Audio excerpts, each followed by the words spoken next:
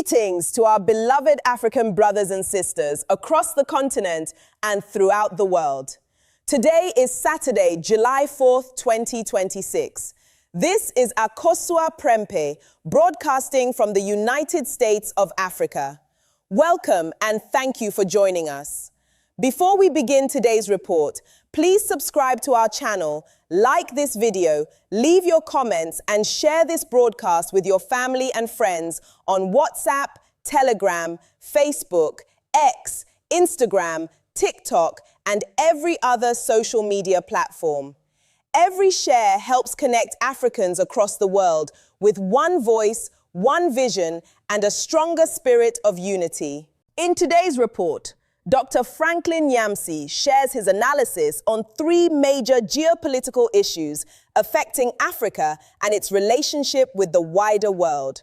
He discusses claims regarding the treatment of some African football teams and supporters during the 2026 FIFA World Cup visa process in the United States, examines the ongoing debate surrounding France's military presence in parts of Africa, and explains why he believes African nations should study the experiences of Russia and Iran in strengthening sovereignty, scientific advancement, and long-term national development. Stay with us as we bring you Dr. Franklin Nyamsi's analysis and the perspectives presented in today's report. Welcome to the 16th edition of the African Chessboard. From this wonderful studio on the banks of the Moskva River, in the capital of the Russian Federation, three topics are proposed to you today. Does the United States visa blackmail against Africa during the 2026 World Cup make any sense? Why does France insist on maintaining its military presence in Africa despite the hostility of African populations? Finally, how should the Iranian and Russian experiences of Western aggression inspire African countries? Let's address the first topic without further delay. These are humiliating scenes that we have seen in the United States. Scenes of African players and supporters being treated like cattle. Scenes that quite literally took us back to the years of the slave trade, when, as part of the sinister triangular trade, they would carefully choose men, women, and children, selecting them as if they were simply sorting cassava cuttings or separating yams of different sizes. The attitude of the American authorities towards African national teams and supporters at the US borders bordered on hysteria and paranoia. In any case, we witnessed scenes of unimaginable humiliation and contempt. When you consider that for Joseph de Coubertin, a theorist of the Olympic Games, international meetings were meant to be occasions for fraternization, friendship, and solidarity, truly an occasion for the shared joy of all peoples. It is precisely because of these scenes we've seen that we ask ourselves the following question. Does what the United States did this time make sense? Why did they do it? One could start by saying that the United States of America is a sovereign power. It is every power, every state that sets the rules for entry, exit, and stay within its territory. One could say the United States was acting within its sovereign mission here. One could say that in any case, the United States is under pressure. We know it's a land of immigration. The Mexican border, the Atlantic border, even the borders on the Pacific Ocean or the Indian Ocean are borders harassed by hordes of migrants eager to live the supposed El Dorado of Uncle Sam's country. But still, in retrospect, we must ask ourselves why there is this American over-aggressiveness. In reality, it's explained by the policy chosen by President Donald Trump, which consists of legitimizing himself through the manipulation of extreme sentiments. In the midst of crisis and geopolitical collapse, on the Iranian front, on the Palestinian front, on the front of the hybrid war waged against the Russian Federation through Ukraine, the American president seized the opportunity of the World Cup to distract American public opinion by giving them the illusion of overprotecting them, even as these Iranian campaigns, these Palestinian campaigns, well, Ukrainian ones against Russia have literally cost the United States an arm and a leg. So it is within the framework of manipulating the attention of the American masses that the American president organized harassment, persecution, contempt, systematic discrimination at the borders against African players and supporters. But what shocks me even more in this matter is the attitude of the African countries, victims of this discrimination, of these humiliations, victims of this contempt.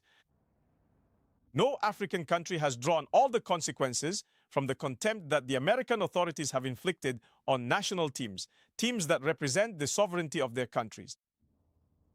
Just imagine national team players who were selected to defend their colors are being turned away. They turn away supporters who have duly completed the visa application procedures. And in return, the governments do not take the full measure of the gravity of the blow to the symbolic image of their sovereignty, but also the blow to their right to participate in the international sporting movement. The very least one would have expected in the face of this United States visa blackmail was for African national teams as a whole to withdraw from the competition and say, "You respect us, we play with you. You do not respect us, we do not play with you. We do not play with you." The African continent will be respected if it respects itself. That is the lesson to be learned from this as well. And every time this contempt is imposed on national teams and national supporters at the borders of any country in the world, it is up to our governments to ensure respect for our values, our emblems, our symbols, our national teams. Let us move on to the second subject on this African chessboard. Why does France insist on maintaining its military presence in Africa despite the proven and displayed hostility of the African masses? Listen, to this question one could answer by saying France loves Africa. France loves Africa so much that it wants to protect it. Protect it from terrorism, protect it from global warming, protect it from COVID-19, protect it from the global ecological crisis, protect it from the grain crisis, from the oil crisis. We have heard this explanation so much for decades. France takes pity on Africa. France as Africa's policeman. France as Africa's true maternal mistress who obviously ensures that eternally infantile Africa is protected by her. But listen, when you look at the size of France and you look at the size of Africa, it is still an incongruous explanation. One cannot imagine that France, a country of barely 500,000 square kilometers, would be capable of protecting an immense continent, a powerful continent, the richest in natural reserves and strategic resources in the world. One cannot imagine it. It is simply not possible. So let's get to the bottom of it. Why does France want to maintain this military presence? Why does she want to maintain this armed presence on the African continent at all costs? We must look at the power model that has allowed France to assert itself in the world. This power model is a model that consists of holding up some 15 African countries by encircling them with military bases, ensuring throughout the 20th century and even the early 21st, the organization of coup d'etat. Every time patriotic Republican leaders who want to defend their people's interests come to head African countries, ensuring that African armies never cross a threshold of strategic autonomy, tactical autonomy, or self-defense capacity that could eventually challenge the occupying power. So the French military presence in Africa is one of the very conditions of France's power in Europe, or of France's power at the level of the United Nations organization. Second important element, in some 15 African countries, as we know very well, France has continued since 1945 to mint the currency, the franc of the French colonies of Africa. Now, for a currency to be minted by a power, its cannons must guard the currency and prevent anyone from wanting to divert it. So it is indeed to protect its colonial currency that the French army is there. We know very well that the dollar owes its power, well, to the more than 830 American military bases there are in the world. Any country in the world that does not want to use the dollar very quickly finds itself dragged into wars, either hybrid or frontal wars, direct American strikes. This model of dollar power through the power of American cannons is the model applied to Africa. The power of the CFA, well, it is protected by the power of French cannons. Finally, there is a third extremely important idea. French power having been conceived and built on this surveillance of Africa, which has been called the backyard, the zone of influence, and which the current French president Emmanuel Macron, who is truly the head of a neo-colonialist and terrorist junta, now calls the base system, that power has not been able to speak since 1945 at the United Nations, because it could always claim, quite naturally, control over Africa. So it's a diplomatic, geostrategic, and geopolitical issue for Paris. Whether French soldiers are visible in the uniform of the French army, the Foreign Legion, or whether they are invisible, disguised as private security firms, or numerous mercenary companies that we rarely hear about, while we are constantly told, of course, about the few Russian military companies on the continent, formerly Wagner, now Africa Corps, well, the objective here is indeed to maintain pressure on African leaders and their people, in order to ensure through firepower the power of the CFA franc, through the CFA, the looting of Africa, and through the looting of Africa, well, France's permanent seat on the United Nations Security Council. Let's move on to the third and final question of this program. How should the Iranian and Russian experiences of Western aggression inspire African countries? There are honestly countries in this world that, my dear friends, are like open books for Africans. Textbooks for understanding the major issues facing our planet. Unquestionably, Iran and the Russian Federation are among those countries. Why? Firstly, because they are countries that share with Africa a pride in and love for their traditions. These are countries that are not ready to lose their identity, to renounce their civilizational personality, their symbolic personality, to follow ultra-liberalism, transhumanism, and all the excesses we see today that are causing the decline of the West.